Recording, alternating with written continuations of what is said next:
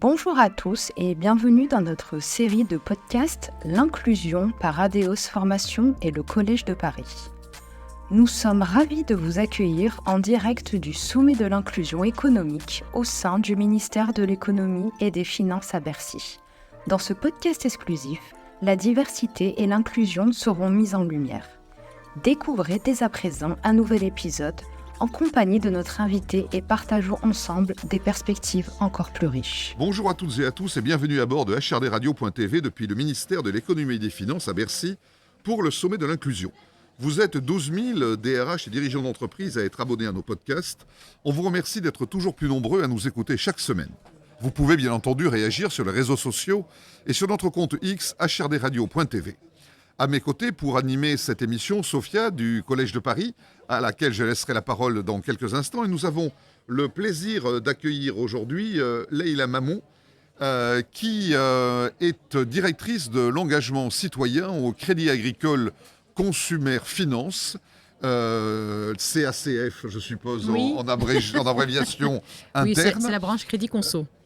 La branche Crédit Consommation, effectivement. Et qui a la particularité d'être aussi présidente du fonds de dotation CACF for Youth, donc pour la jeunesse. Alors, Leïla, d'abord, directrice de l'engagement citoyen, ça regroupe quel type de responsabilité dans une entreprise comme le Crédit Agricole Consumer Finance ? Alors, il y a deux axes.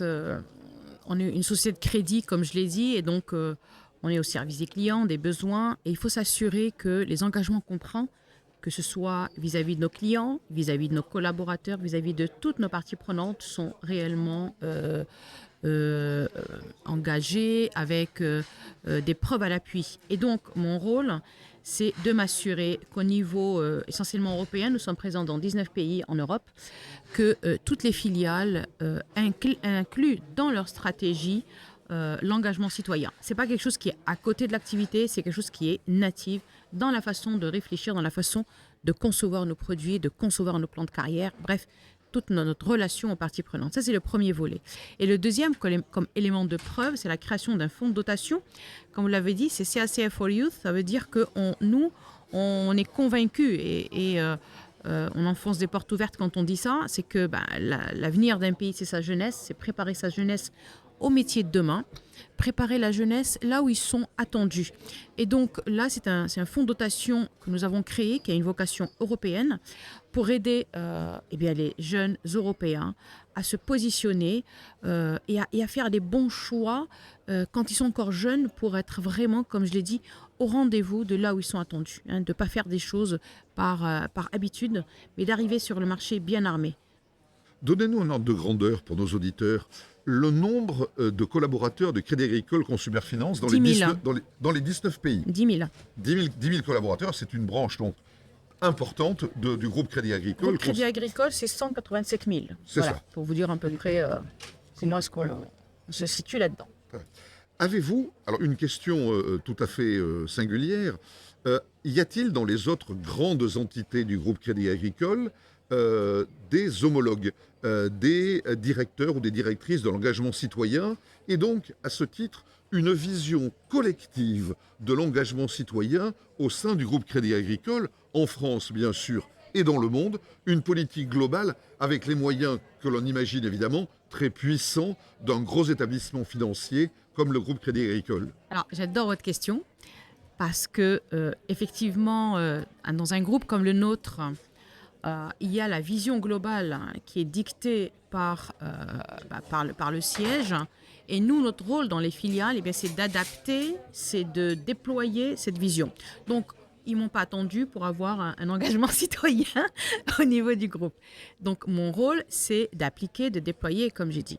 Ce que nous allons faire, et c'est ça, à mon avis, le travail qui va être intéressant, c'est de nous coordonner auprès de toutes les filiales de notre groupe pour que nous ayons plus d'impact. Moi, je suis convaincue que si nous prenons un axe, et qu'on le précise, qu'on se dise on veut tous aller sur la jeunesse, on veut tous travailler pour les préparer à demain. Il faut savoir qu'il y a un chiffre qui choque, c'est qu'il y a 9 millions de jeunes en Europe qui ne sont ni en emploi, ni en éducation, ils sont nulle part. Et donc, en France, il y en a 100 000 par an.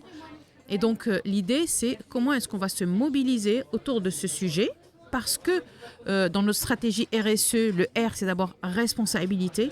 Et donc, c'est comment est-ce que nous allons nous coordonner, nous aligner pour avoir beaucoup plus d'impact. Alors, permettez-moi une question plus délicate. Elle est là. Juste avant que nous démarrions cette interview, nous avons vu passer notre ami Saïd Amouche, le président de la Fondation Mosaïque, qui nous a dit que vous aviez un projet particulièrement sensible, stratégique, sur lequel vous travaillez. Pouvez-vous nous en dire davantage ? C'est un peu toute la stratégie que je suis en train de déployer avec mes équipes autour des jeunes. On est aujourd'hui dans un sommet de l'inclusion, on parle beaucoup de diversité, on parle beaucoup de...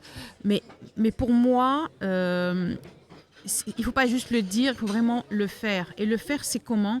C'est apporter des éléments de preuve. Pour moi, il y a deux façons d'agir. Il y a la façon à l'extérieur, c'est ce que je veux faire auprès des jeunes, en lançant des programmes, en trouvant une façon maligne de tirer profit de tous les partenaires avec lesquels nous travaillons, de tirer profit aussi de la puissance de notre groupe pour pouvoir mener des actions à très très fort impact. Et l'impact que je veux suivre, pour moi il n'y en a qu'un seul, c'est donner accès aux jeunes à des emplois bien rémunérés et de manière durable. Ça peut être par le salariat, ça peut être par la création de start-up, ça peut être par la création d'une entreprise sociale et solidaire. Il y a plusieurs chemins d'y arriver, mais l'impact qui va me guider au quotidien, c'est l'accès à l'emploi. Alors, il y a des travaux à court terme à faire. Qu'est-ce qu'on fait pour les jeunes actuellement ? Et travaux à long terme, parce que moi, je crois en l'ascenseur social via l'éducation. Et on sait tous que l'éducation a besoin d'être plus alignée avec ce monde qui bouge.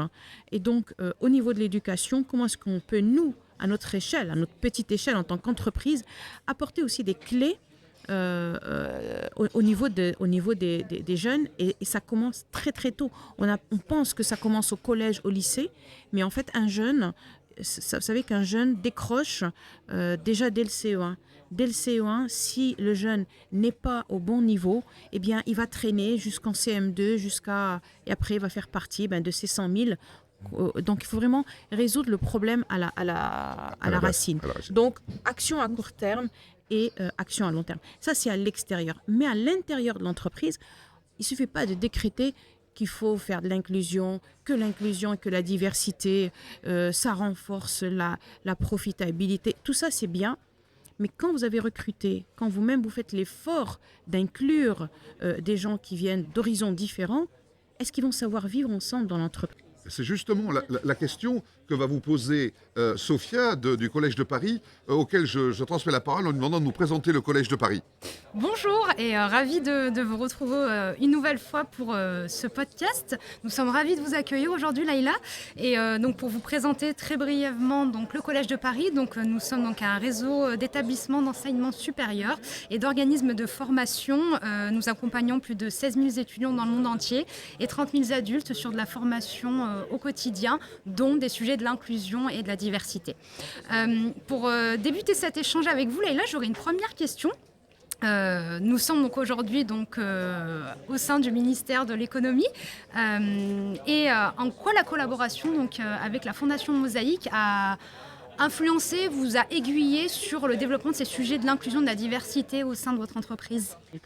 En fait, la relation avec Mosaïque, pour moi, elle vient juste confirmer qu'on est dans les bons sujets, qu'on est dans les sujets du moment, que c'est comme ça qu'il faut les aborder, sans aucun tabou, sans culpabilité aussi, parce que on est dans un moment où la situation, en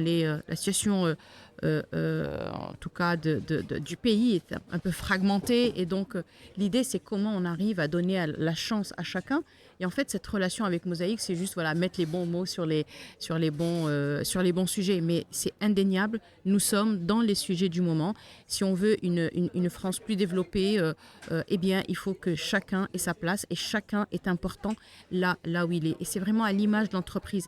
J'ai toujours dit qu'une entreprise doit ressembler à sa société. Aujourd'hui, je revois ma position. Pourquoi ? Parce qu'aujourd'hui, la société est très fragmentée, elle est très silotée. Et c'est pas comme ça que je vois l'entreprise. Alors oui, on doit ressembler à sa société, c'est-à-dire qu'il doit y avoir la mixité sociale, la mixité des genres, toutes les sortes de mixité. Mais on a un effort à faire dans l'entreprise pour ne pas renforcer ces silos et pour vraiment travailler sur le bien vivre ensemble. On ne pourra pas réussir la diversité, l'inclusion si elle n'est pas bien vécue de l'intérieur. Si elle est subie par les managers, si les managers ne sont pas d'accord, s'ils n'ont pas compris l'intérêt, ça va rester des messages. De temps en temps, on va sortir un chiffre, on va se dire on ne comprend pas, ça ne bouge pas. Et le deuxième plan d'action et le énième plan d'action. Et donc il y a un vrai effort, c'est pour ça que je disais, il y a un travail à faire en externe auprès de ces jeunes, mais aussi en interne qui est vraiment expliquer l'importance de ces jeunes. Et donc en externe, je rebondis sur ce sujet-là Ouais. parce que c'est un sujet qui nous parle aussi à nous au sein du Collège de Paris. Quel conseil donneriez-vous à un jeune qui souhaite intégrer votre structure ou qui souhaite se développer au niveau de l'international et avancer dans ses projets? Moi, je crois en une seule chose. Je suis très radicale, c'est la niaque.